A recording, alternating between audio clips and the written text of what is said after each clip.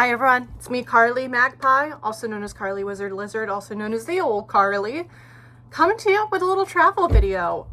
People ask me what I want my YouTube channel to be, and that's a good question. It is mostly just me showing off the things I do to my weird internet friends. And that is what I want. And so, highly requested Renaissance Fair video. But we cannot just start at the Renaissance Fair. We must start at the beginning of all things, which is, of course, the drive to the Renaissance Fair. If you had told me I'd actually get on the road by 6 a.m. like I wanted to, I wouldn't have believed you. But here I am. It is 5:55. I'm getting on the road before 6 a.m. Now, I was supposed to leave yesterday by noon. This did not happen. So about 12 and a half hours later isn't too bad. We're going to Richmond today.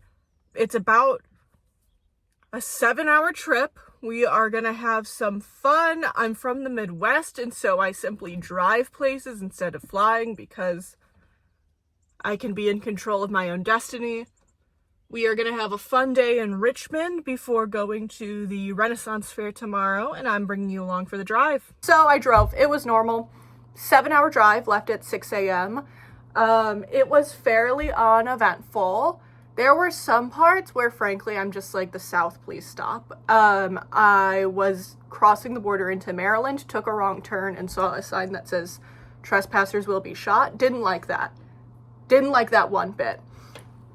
After that, the drive was normal, and I was so tired at the end of it, but I was able to get to Richmond for my day one of the trip, and my first stop was the Edgar Allan Poe Museum. So I'm like a dummy English major, right? I went to school for literature, but I don't know shit about Dick. And so in my head, I'm like, I know Edgar Allan Poe's like a Baltimore guy. What's the deal with Richmond? Man spent his whole life here. Truly, he lived most of his life in Richmond. That's where his adopted family lives. His birth and death are in Baltimore, but really so much of his life was in Richmond. It was $10 to get in, which I think is a fair price for a museum. It wasn't very big, but I appreciated it. It was really cool. The setup was interesting. There were 3 rooms focusing on the life, death, and career of Poe that you were supposed to walk through in order. I went backwards. And there was also a shrine to him. A lot of people left cute little tributes, but I didn't think to bring anything, so I left a quarter. And history sort of remembers him as kind of just like a bum, right? Like a crazy alcoholic person who wasn't appreciated until after his death. I learned, though, that a lot of what we know about Edgar Allan Poe is wrong because his biographer, after his death, was also one of his biggest critics and nemesis. So imagine your nemesis writes your post-mortem biography, and that's what everyone believes together. Your biggest hater is determining your history. There were a lot of cool parts of the museum, lots of cool art, lots of things like parts of his casket. There were old letters, first editions. It was really cool to see because I was sort of that edgy teen who was like, Edgar Allan Poe's the only one who gets me. One weird thing, loved marrying kids, loved marrying his cousins. Can't defend that behavior, right? That's just sort of what he did, and I didn't like it. There were also some cats on the property. I love cats, big cat lady. You'll see me meeting them here. I got to pet both of them. It was a blessing, but I sort of like was not forewarned they'd be there, and so in my head, I'm like, there's this perfect moment. No, they're just the property's cats. I wasn't special, and that's that. But I did get this shirt. It's Unhappy Hour. It's like a cool goth metal Edgar Allan Poe t-shirt. It's sort of what I like to be and have. After the Edgar Allan Poe museums, I decided to go to the Virginia Museum of Fine Arts and Culture and History. Unfortunately, I got there like an hour and a half before closing. One thing about me, though, is I can and will speed run a museum. So this was sort of me put in peak form, right? Peak performance of, can you speed run these 2 museums and see everything? And I saw a lot. First, I stopped at the Culture and History Museum, which was also $10, and I had to pay for parking. Fine, I like culture, I'll pay for a museum, whatever.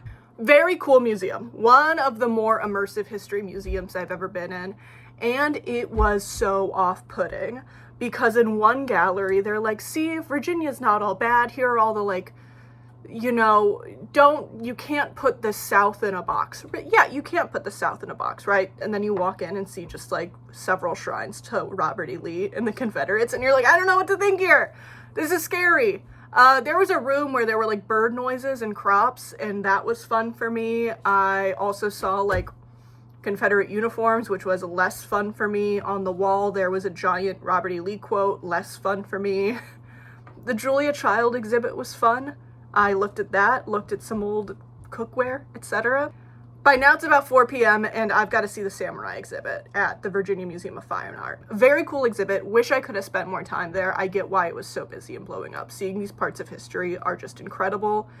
And the way the exhibit was designed was so stunning. It was absolutely gorgeous. I do wish I could have spent more time there, but the amount of people, it was fruitless, and I really wanted to see the rest of the museum. My favorite part was the Art Nouveau. If you know me, I love Art Nouveau. It's like Art Deco's gay sister. And so that was sort of fun. I really liked looking at all the old furniture and old jewelry. It was really, really cool. And then I just perused the rest of the museum, went to the horse room. It's just several rooms. They call it American and British leisure and recreation art. It's horse rooms, right? It's statues of horses, paintings of horses, people riding horses, horse figurines, one painting of a dog playing piano, and then back to horses. So I did see a lot of horse art. Thank you, Virginia Museum of Fine Art, for all the horse art. And that was day one. But before I tell you about day two, which was the Renaissance Fair, I think I'm gonna have to change into something a little more comfortable. Hear ye, hear ye. The time to speak of the Renn Fair is nigh. Welcome back, ladies. I changed into something more fitting of the occasion. This is not what I wear. I did not wear this dress. I'll post a picture of what I wore here. Someday.jpg to protect my friends. But I think we looked pretty slay. The corset I'm wearing, I ended up changing into this corset because frankly none of us could tie it properly, and it made me sad and embarrassed. But it was sold out. There were lots of people here. It was what I imagined to be a smaller than normal Renaissance fair, but I've also never been to one. But from what I hear, it is one of the smaller ones. Anyway, there were lots of people. It took us about 10 minutes, 15 minutes to get from the entrance parked in. They were clearly sort of moving it like a machine because this was the last day of the season and it was also clearly their busiest. First thing I did was buy some dice for a friend of mine who was cat sitting. That was her reward. I got this corset, which I like a lot more because I can lace it in the front. It fits better, and I will wear this outfit to work because no one can put me in a box, baby. I'm weird. I'm goofy. My friend Carly is so quirky. She's crazy. I also got this hairpiece. I was looking for a hairpiece I liked the whole time, and this one I think was only like 30 bucks, and I quite like it. I'll probably be wearing it again. And then we put our hair down to be braided, and it took like 2 hours for them to get through the hair braiding line. And I have to say this, they did a lovely job. The money I spent was objectively worth it.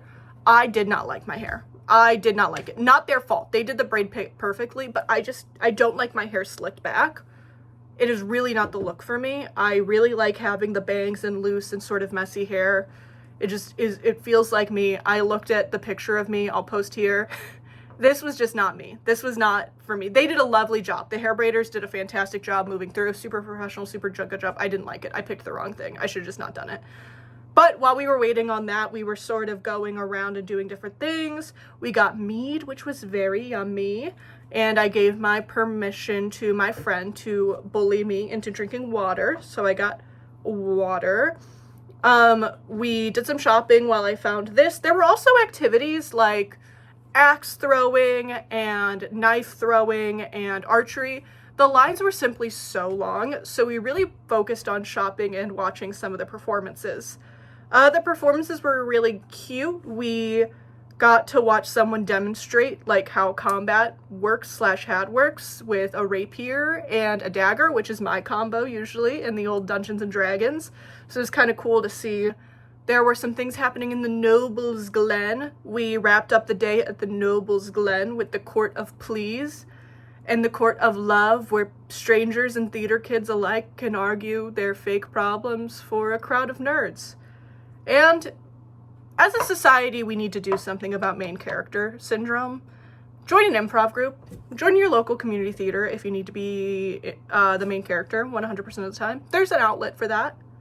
I also saw some goats. Big day. I'm a big goat fan. So there were some people with goats. I hope they're treated well. And I love goats. I liked getting to pet them. I can only hope that these are happy goats. They seem pretty happy. Also saw a guy doing some dog stuff, like tricks with dogs where the dog could walk on stilts and, well, dogs don't walk on stilts. The dogs could walk up ladders and what have you. Let's talk about food. Lots of lines for food, and I was getting hangry and I didn't want to walk in a line, and almost everything good was sold out. I didn't get the turkey leg, all right? Everyone's asking if I got the turkey leg. No, it was 1,000,000 degrees. Everyone's asking.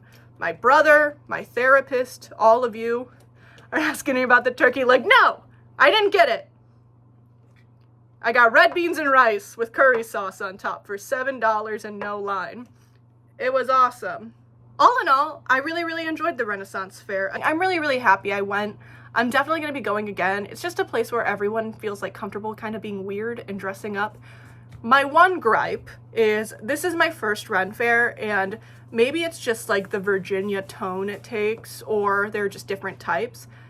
Or maybe I'm just wrong about Renn Fairs. This one was very sort of like Elizabethan England inspired, which is fine for people who like that. That's just not my thing, right? I was sort of hoping for more of like the magic, fairy, fantasy sort of vibes, which they were there. Like there were some authors selling their books or people selling wizard wands, but as for like the programming, it was just a little more like history than I am into. And I love history, right? The theming just wasn't as my cup of tea, but I am really grateful I got to go.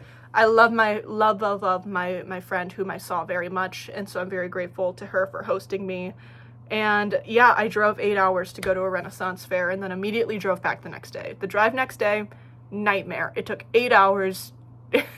There was traffic in and out of DC, and I was running out of content to listen to. But I made it back in one piece and got to see my cats. So I hope you enjoyed, everyone. I don't know how long this video is going to shake out being. I feel like I yapped a lot, but I don't think I'm going to have to cut that much out. And it was great to see you, and I'll see you in the next one.